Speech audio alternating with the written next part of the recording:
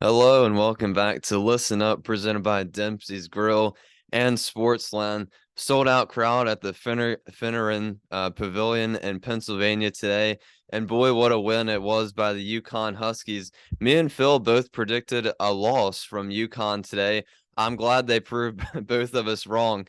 It was a pretty competitive game, defensive game, but incredible win. It was a very hostile environment in Pennsylvania today, cheering on their Villanova Wildcats. But UConn today, incredible effort all around. But let's get into the recap. A lot to say, a lot to go over with just a little time. UConn started off the game with 2 turnovers, but then kind of settled in and went on a 6-0 run. UConn was very efficient from the field in the first quarter. Nika had a couple good passes, and for the most part, the ball movement and overall movement on offense looked pretty good in the first quarter for UConn. Second quarter started out similar to the first. Turnovers again, 4 turnovers in the first 2 minutes. UConn had 11 total turnovers at the half. I believe 22 to finish the game. I'll check if that's correct here in a second. But it was turnovers were the story again, but they were still able to hold on. Very defensive type of game, like I said, like we were expecting it to be. Both these teams have very explosive offenses, but Villanova struggled some from 3-point range, 3 for 13 at the half. Maddie Burke, Brooke Mullen held to just one made three. Maddie Seagrass, Lucy Olson, they didn't make any threes in that first half, and Maddie didn't even attempt any. As far as that goes, held to just 12 points also in that first half. Focus for the second half was definitely going to be the 3-point shooting for Villanova. It's what they live and die by for the most part on offense. And I think for UConn, it was going to be limiting Seagrass and limiting the turnovers as well. Also, the rebounding. UConn was out rebounding Villanova so far, and they needed to continue to do that in the second half. Those things that I just talked about, UConn did it very, very well in the third quarter, limiting Seagrass to just 2 points the entire third quarter. Hardly any turnovers either. Dorka had a really, really good quarter. Got a couple one-on-one opportunities in the paint and took advantage of those. Aaliyah got a bucket inside as well. And I really like the job and the effort the Huskies were showing on defense. They didn't let Nova get too many open looks from outside, or for the most part, made every shot difficult as well for Villanova. UConn jumped out to a 10-point lead thanks to 5 straight points from Lou. She got called for a fourth foul, though, with 6 minutes or 6.5 minutes left, but still remained in the game. And I think a lot of tic-tac fouls today. I wanted to bring that up as well. Obviously, the officiating is never going to be perfect, but a lot of tic-tac fouls, I think, really on both sides of the ball, especially in the fourth quarter. There was a couple on Nika. I think there was even a couple on Lou sometimes. A very, very, very physical game. And the officials, sometimes they let them play. Most other times they didn't today. But like I said, it's not going to be perfect. But UConn, they built a 12-point lead, but after a couple turnovers, Maddie Seagrass three, she finally made her first one in the fourth quarter. The momentum heavily shifted to the Wildcats side, and they cut the lead to just 2 points. Aaliyah hit a big basket inside as the shot clock was winding down to make it a 4-point game and to end the scoring drought. Lou also hit a tightly contested shot. She made a couple of clutch time shots there in the fourth quarter, extended the lead to 5 with a minute left, and UConn was able to hold on for a 60-51 win. Incredible game from both teams. Very entertaining game to watch, but I can't talk about the effort from UConn today near enough. The 6 girls that played today gave it their all and left it all out there, and it really showed. There wasn't a lot of standing around today. Everyone seemed mentally locked in and focused the whole entire game. Huge win for UConn. Moves them 2 games in front of Villanova with just 3 games remaining in the Big East standings. I want to get more into those 6 players' performances, and then I'll get into the comments. I'll start off with my personal pick for player of the game, even though you could probably give it to all 6 of them today. That the whole team could get a player of the game award, just an outstanding effort. But I'll go with Lopez Senechal, 22 points, couple clutch baskets, like I said at the end there, free throws as well. She knocked down a couple of those. But it's kind of comical to me now that she basically just gets held the whole entire game and doesn't doesn't get a whole lot of foul calls. But no matter what the team, no matter what team plays, UConn, they put most of their attention on stopping Lou and denying her of really any shot at all. But Lou was very effective from the field today. So hats off to Lou. She really had a good performance today. Dorka Juhas, 14 points, 10 rebounds. Dorka gets whacked. She gets whacked around too there inside the paint in a lot of these games, much like Lou does. But Dorka always fighting for the rebounds, always has the hustle and effort, no matter what situation, no matter how many minutes she plays. It's hard for teams to stop Dorka one-on-one in the paint, but it's just the idea of UConn being able to find those one-on-one matchups because, like I said, a lot of these teams now that UConn are playing, they're trying to stop UConn from getting those one-on-one opportunities down inside the paint. But Dorka just no, I saw this. This is the last thing I wanted to say here.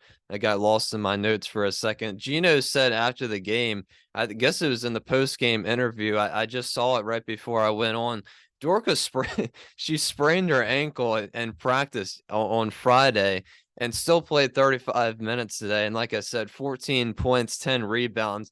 That's just incredible to me. I don't know how somebody can sprain their ankle and then play the next day 35 minutes, especially like I said, as much as she got whacked around inside the paint, fighting for all of those rebounds and trying to score the ball.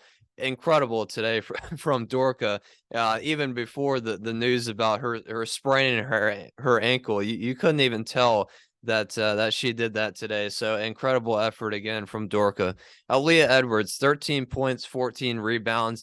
Incredible job from Aaliyah today, especially on defense. I really want to talk about her defense today. She stayed with Seagrass the whole game, limited her to just 21 points.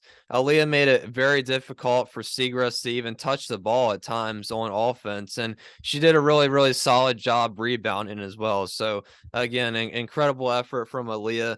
It was pretty it was pretty fun to watch her play defense on Maddie.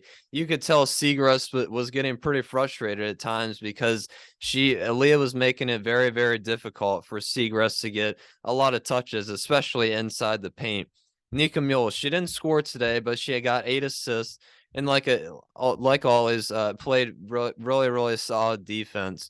Aubrey Griffin, she didn't have much impact. Aubrey today, splitting minutes with Caroline, but she still had 5 points and 6 rebounds. But last but not least, Caroline Ducharme scored all 6 of her points in the third quarter. And she got hit in the head fighting for a rebound. Then it had to come out, put the ice pack on the back of her head. She did come back in and played most of the fourth quarter. Only 6 points, but I really like the moves that Caroline had on offense. She's showing really good promise. Especially, after I think she was out almost a month with that concussion. So I really like what she's shown the past 2 games and has definitely played a really big part in why UConn has been able was able to win against Creighton and able to win here today against Villanova. Comments time. I'll get into a couple comments and then sign off for the rest of the evening.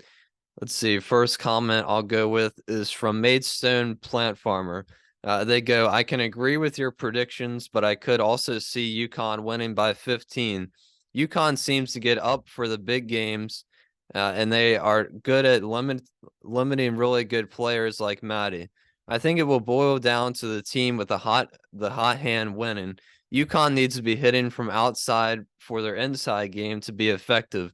Caroline is a cool cat, yet I worry that she is 3 games away from having any stamina. She wasn't moving well in the last game, so I can only promise that UConn has a lot of heart and won't just give Villanova the game. Well, they certainly didn't do that today, and they sure showed a lot of heart and played with a lot of heart today. Yeah, I mean, like I said, I'm glad me and Phil were wrong with our predictions. UConn didn't quite win by 15, but an all-around solid effort from the whole team. And limiting Maddie, yeah, I mean, Aaliyah did that the whole entire game. Like I said, incredible effort from her. I think Lou was really the hot hand for UConn today. I think Dork and Aaliyah kind of did their thing inside the paint. UConn really relied on them in the third quarter for Dorka and Aaliyah scoring inside, but Lou was really good for all 4 quarters, scoring the ball, 22 points. So she was kind of that hot hand and really made some clutch buckets, and Caroline really helped too in that third quarter, trying just getting the UConn offense moving. But I think for the most part, to end off the comment, I think for the most part, to me, it seems like Caroline's moving pretty good out there. Even after she got she got whacked on the head going for that rebound, came out, she was crying. I can imagine her head was was probably throbbing with her being out for a month due to that concussion, but put an ice pack on it and went straight back into the game. So that just goes back to what I said about the effort everybody gave today. But I think for the most part, Caroline is looking pretty good. Let's get into one more, and then I will end it for today. Let's go with Steve Kinsey. He says the Huskies need to respond to this game the exact same way that they did at the hostile Tennessee environment. They need to hit open shots, get stops, and keep their turnovers to a minimum. I will be recording the game and won't be watching until it's over. I don't want the anxiety. Well, I think maybe a lot of UConn fans might have done that today, but the good news is that they'll see it with a positive result at the end. Yeah, I think they did a good job responding to the environment. Like I said, it was a sold out crowd, so I think they did a good job for the most part, just communicating as well. It was pretty loud at times, and I think they kind of struggled with that in the Creighton game with communicating. Despite I'm pretty sure UConn had 22 turnovers today. I just want to make sure that's right before I move on. Let's see. Yeah, 22 turnovers. So I think the communication was pretty good. Seven turnovers for Nika, 6 for Aaliyah, and Dorka had 5. But besides those 3, they did pretty good with the turnovers. But I think at this point it's pretty evident that UConn is going to turn the ball over.